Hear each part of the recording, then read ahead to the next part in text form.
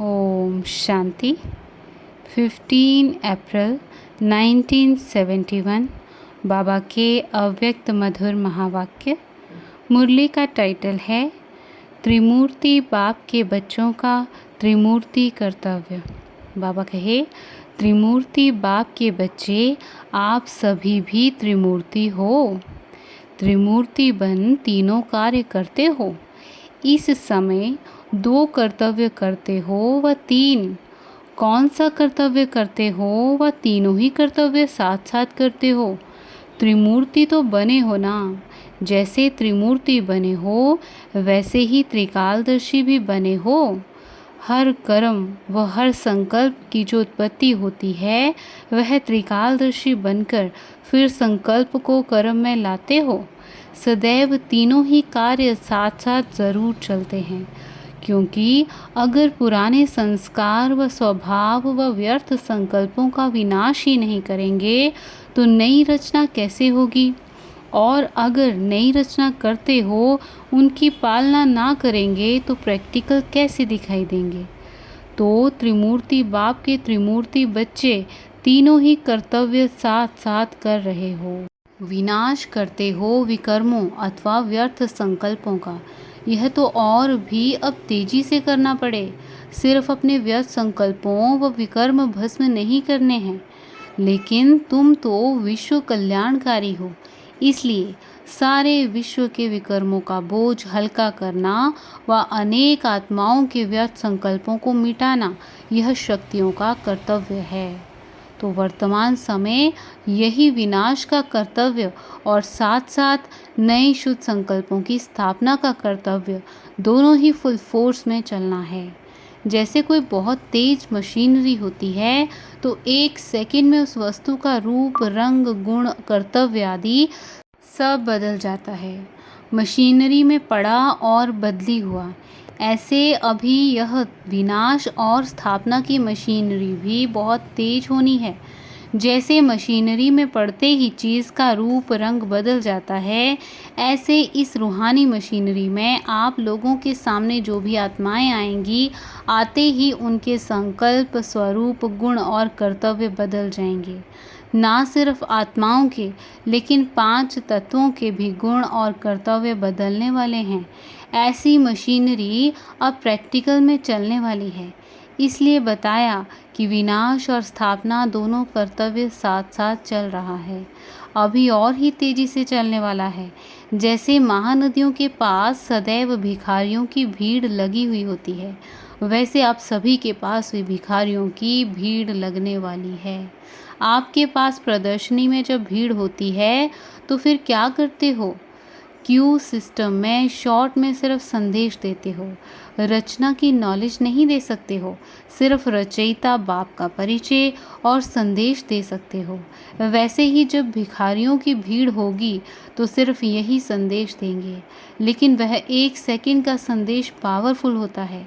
जो वह संदेश उन आत्माओं में संस्कार के रूप में समा जाता है। सर्व धर्म की आत्माएं भी यह भीख मांगने के लिए आएंगी। कहते हैं ना कि क्राइस्ट भी बैगर रूप में है, तो धर्म पिताएं भी आप लोगों के सामने बैगर रूप में आएंगे। उनको क्या भिक्षा देंगे।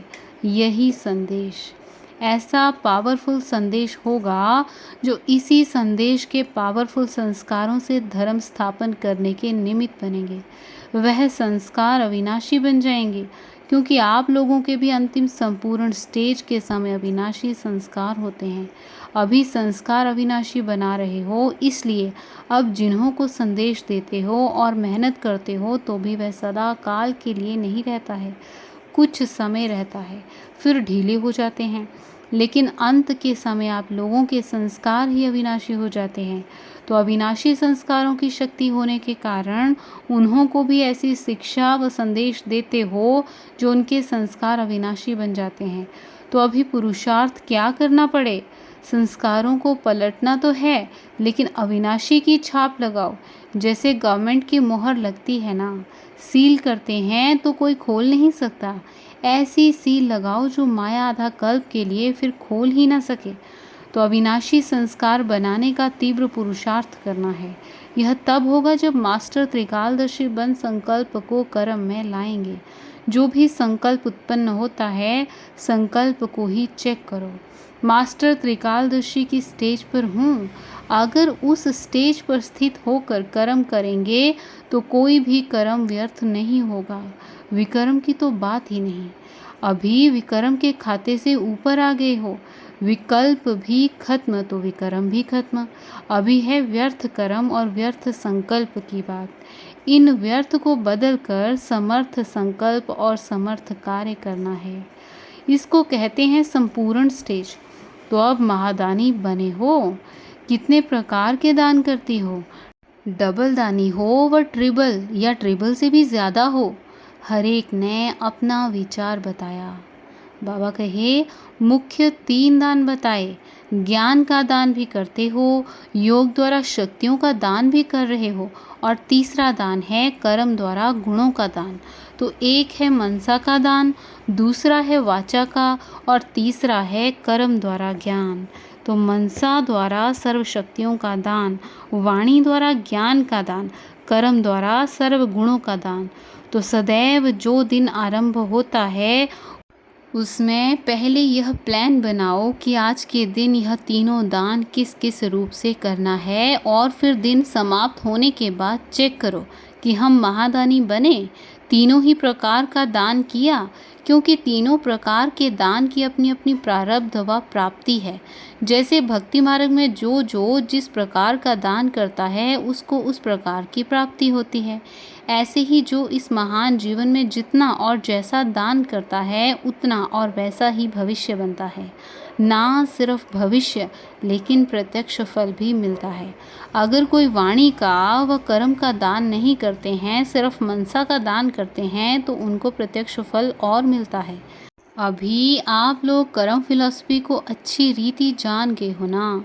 तीनों दान की प्राप्ति अपनी अपनी है। जो तीनों ही दान करते हैं उनको तीनों ही फल प्रत्यक्ष रूप में मिलते हैं। आप कर्मों की गति को जानते हो ना। बताओ मनसा दान का प्रत्यक्ष फल क्या है? मनसा महादानी बनने वाले को प्रत्यक्ष फल यही प्राप्त होता है। एक तो वह अपनी मनसा अर्थात संकल्पों के ऊपर एक सेकंड में विजयी बनता है, अर्थात संकल्पों के ऊपर विजय बनने की शक्ति प्राप्त होती है। और कितना भी कोई चंचल संकल्प वाला हो, यानी एक सेकंड भी उसका मन एक संकल्प में ना टिक सके, ऐसे चंचल संकल्प वाले को भी अपनी विजय की शक्ति में टेम्परेरी टाइम के लिए शांत व चंचल से अचल बना देंगे। जैसे कोई भी दुख में तड़पते हुए को इंजेक्शन द्वारा बेहोश कर देते हैं, उनके दुख की चंचलता खत्म हो जाती है। ऐसे ही मनसा द्वारा महादानी बनने वाला अपनी दृष्टि, वृत्ति और स्मृति की शक्ति से ऐसे ही उनको शांति का अनुभवी बना सकते हैं, लेकिन टेम्परेरी टाइम के लिए, क्योंकि उनका अपना पुरुषार्थ नहीं होता है। लेकिन महादानी की शक्ति के प्रभाव से थोड़े समय के लिए वह अनुभव कर सकता है। तो जो मनसा के महादानी होंगे उनके संकल्प में इतनी शक्ति होती है, जो संकल्प किया उसकी सिद्धि मिली। तो मनसा महादानी संकल्पों की सिद्धि को प्राप्त करने वाला बन जाता है। जहाँ संकल्प को चाहे वहाँ संकल्पों को टिका सकता है। संकल्प के वश नहीं होंगे, लेकिन संकल्प उनके वश होता है। जो संकल्पों की रचना रचे वह रच सकता है। जब संकल्प को विनाश करना चाहे तो विनाश कर सकते हैं।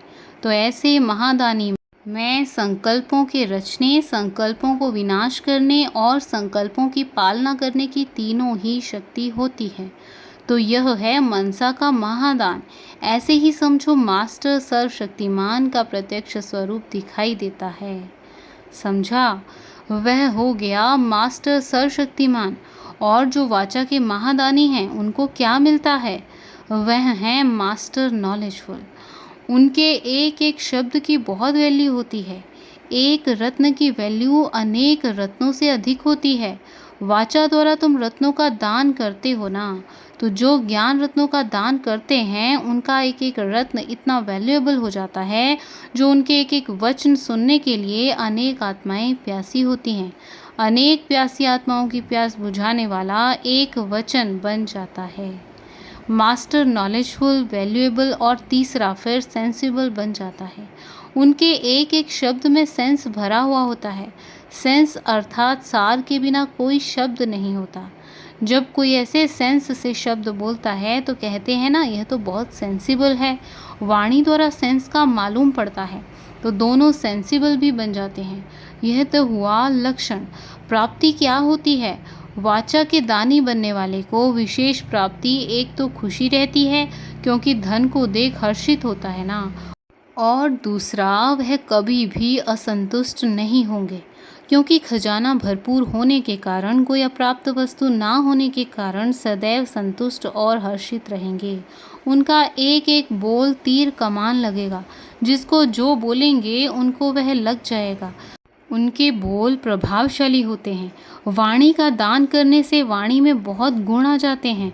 अवस्था में सहज ही खुशी की प्राप्ति होगी। प्राप्ति करने का पुरुषार्थ नहीं करेंगे लेकिन स्वतः ही प्राप्त होगी। जैसे कोई खान से चीज़ निकलती है तो अखुट होती है ना, ऐसे ही अंदर से खुशी स्वतः ही निकलती रहेगी। यह वरदान के रूप में प्राप्त होता है। खुशी के लिए पुरुषार्थ नहीं किया, पुरुषार्थ तो वाणी द्वारा दान करने का किया। प्राप्ति खुशी की हुई। कर्मणा द्वारा गुणों का दान करने के कारण कौन सी मूर्त बन जाएंगे? फरिश्ता। कर्म अर्थात गुणों का दान करने से उनकी चलन और चेहरा दोनों ही फरिश्ते की तरह दिखाई देंगे। दोनों प्रकार की लाइट होगी अर्थात प्रकाश में भी और हल्कापन भी। जो भी कदम उठेगा वह हल्का, बोझ महसूस नहीं करेंगे। जैसे कोई शक्ति चला रही है। हर कर्म में मदद की महसूसता करेंगे। हर कर्म में सर्व द्वारा प्राप्त हुआ वरदान अनुभव करेंगे। दूसरे हर कर्म द्वारा महादानी बनने वाला सर्व के आशीर्वाद के पात्र बनने के कारण सर्व वरदान की प्राप्ति अपने जीवन में अनुभव करेंगे। मेहनत से नहीं लेकिन वरदान के रूप में। तो कर्म में दान करने वाला एक तो फरिश्ता रूप नजर आएगा, दूसरा सर्व वरदान मूर्त अपने को अनुभव करेगा। तो अपने को चेक करो, कोई भी दान करने में कमी तो नहीं करते हैं। तीनों दान करते हैं, तीनों का हिसाब किस न किस रूप से पूरा करना चाहिए। इसके लिए तरीके चांस ढूंढो। ऐसे नहीं चांस मिले तो करेंगे, चांस लेना है ना कि चांस मिलेगा।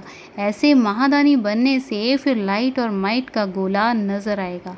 आपके मस्तक से लाइट का गोला नज़र आएगा और चलन से, वाणी से नॉलेज रूपी माइट का गोला नज़र आएगा अर्थात बीज नज़र आएगा। मास्टर बीज रूप होना। ऐसे लाइट और माइट का गोला नज़र आने वाले साक्षात और साक्षात्कार मूर्त बन जाएंगे। समझा? यहाँ इस हॉल में ऐसा कोई चित्र है जिसमें लाइट और माइट के दोनों गोले हों? कोई ने कहा श्री लक्ष्मी नारायण का, कोई ने कहा ब्रह्मा का। बाबा कहे देखो, चित्र को देखने से चेहरा ही जैसे बदल जाता है, तो आप लोग भी ऐसे चैतन्य चित्र बनो जो देखते ही सभी के चरित्र और नैन चैन बदल जाएं। ऐसा बनना है और बन भी रहे हो। वरदान भूमि में आना अर्थात वरदान के अधिकारी बनना। जैसे यात्रा पर जाते हैं, क्यों जाते हैं? पाप मिटाने। उस भूमि में यह विशेषता है तब तो जाते हैं। इस भूमि में फिर क्या विशेषता है? जो है ही वरदान भूमि, वहाँ वरदान तो प्राप्त है ही। अपने आप ही वरदान तो मिलेगा ना, मांगने की दरकार नहीं है। इसलिए आज से मांगना बंद, अपने को अधिकारी समझो। अच्छा, ओम शांति।